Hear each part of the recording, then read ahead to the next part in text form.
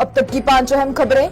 मुंबई में कट्टरपंथियों ने किया मुस्लिम लड़की और उसके घर वालों पर हमला, कहा तुम मुसलमान हो, तुम्हें सुअर का मांस खिलाना चाहिए। मुंबई के शिवाजी नगर स्थित इंडियन ऑयल कॉलोनी में कट्टरपंथियों ने एक 12 साल की मुस्लिम लड़की और उसके परिवार पर कथित तौर पर हमला कर दिया। इसके साथ ही कई धर्मसूचक अपशब्दों का भी इस्तेमाल किया। बेटी के मुताबिक घटना के वक्त वो अपने घर के परिसर में खेल रही थी, तभी एक औरत अपने बेटे के साथ वहां पहुंचती है और उस जगह खेलने की परमिशन मांगने लगती है। मुस्लिम बच्ची द्वारा खेलने की इजाजत देने के बाद महिला उसे गाली देना शुरू कर देती है। पीड़ित बच्ची ने कहा कि उस महिला ने उसे मोटा कहा और उसे पीटना शुरू कर दिया। कुछ समय के बाद कुछ लोगों के साथ वो उनके घर पर पहुंच गई और उसने उनके परिवार को भी मारना शुरू कर दिया। बच्ची का आरोप है कि उसके पिता ने मुझे गलत तरीके से छुआ और जान से मारने की धमकी भी दी। धर्मसूचक शब्दों का इस्तेमाल करते हुए उन्होंने कहा कि तुम मुसलमान बुरे हो, तुम्हें सुअर का मांस खिलाना चाहिए। फिलहाल इस घटना को लेकर पुलिस ने पॉक्सो एक्ट समेत कई धाराओं में एफआईआर दर्ज कर ली है और आगे की कार्रवाई अभी भी जारी है। हमास ने इजराइल पर हमले करने की दी है बड़ी चेतावनी, इजरायली मीडिया का बड़ा दावा। इजरायली मीडिया ने हमास को लेकर एक बड़ा दावा किया है और कहा है कि उनके अधिकारी ने यह साफ कर दिया है कि वो इजराइल पर बार बार हमले करते रहेंगे।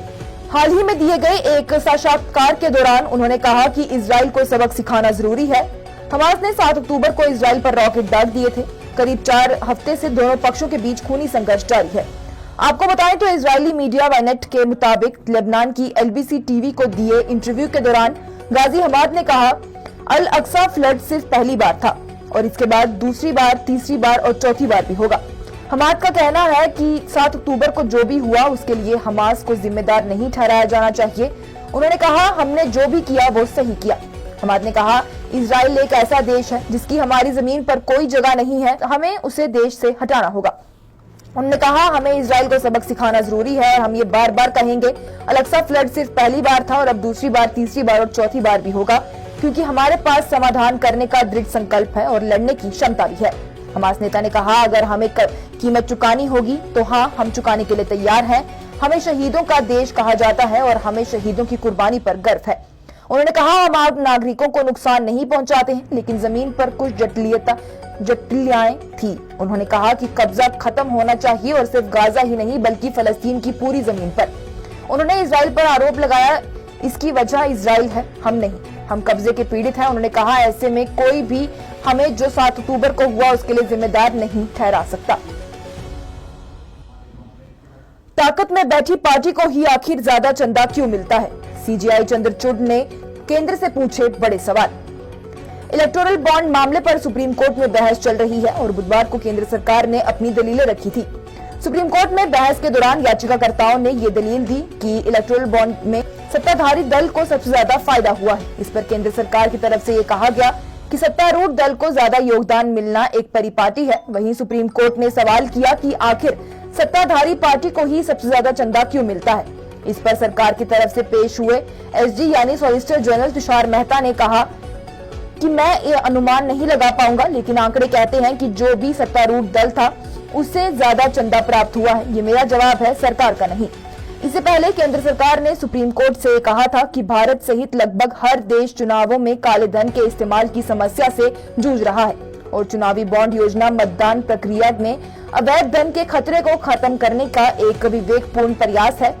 प्रधान न्यायाधीश डीवाई चंद्रचूड़ की अध्यक्षता वाली 5 सदस्यीय संविधान पीठ के समक्ष केंद्र की तरफ से पेश सॉलिसिटर जनरल तुषार मेहता ने कहा कि शीर्ष अदालत इस विशेष योजना का काले धन की समस्या से निपटने की दिशा में एक अकल प्रयास के रूप में नहीं ले सकती। ईडी के सामने आज पेश नहीं हुए अरविंद केजरीवाल, मध्य प्रदेश के सिंगरौली में किए रोड शो। दिल्ली के मुख्यमंत्री अरविंद केजरीवाल आज ईडी यानी प्रवर्तन निदेशालय के सामने पेश नहीं होंगे। सामने आई जानकारी के मुताबिक सीएम अरविंद केजरीवाल कुछ ही देर में मध्य प्रदेश के सिंगरौली के लिए रवाना हुए, जहां वो एक चुनाव प्रचार में हिस्सा लेंगे।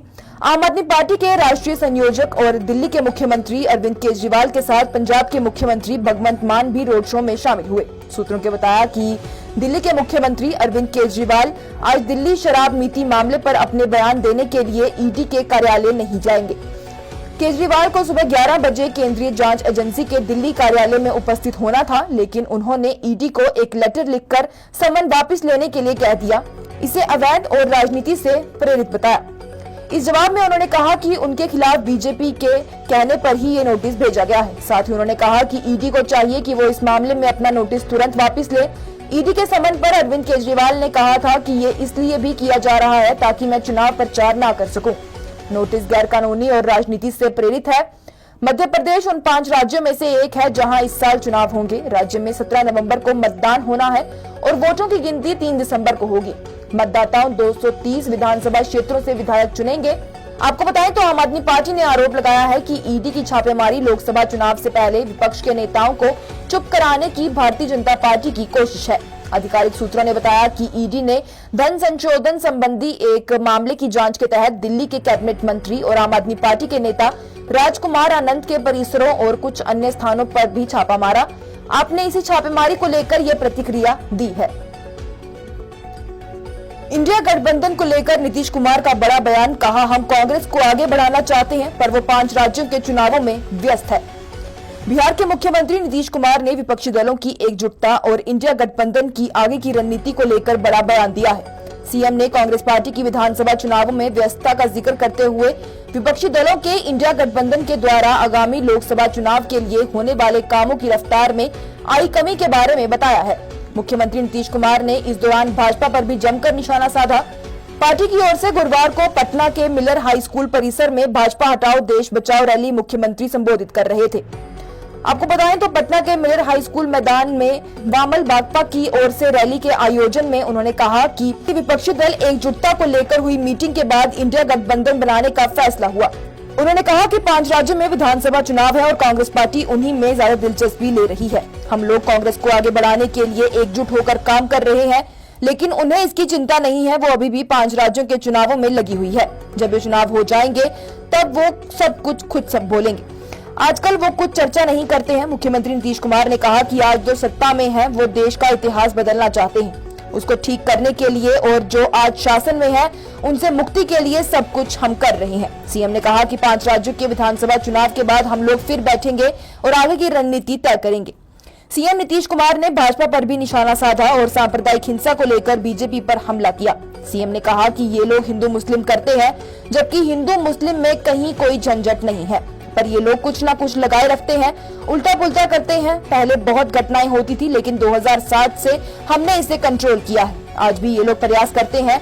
ये वही लोग हैं जो कुछ ना कुछ करते रहते हैं।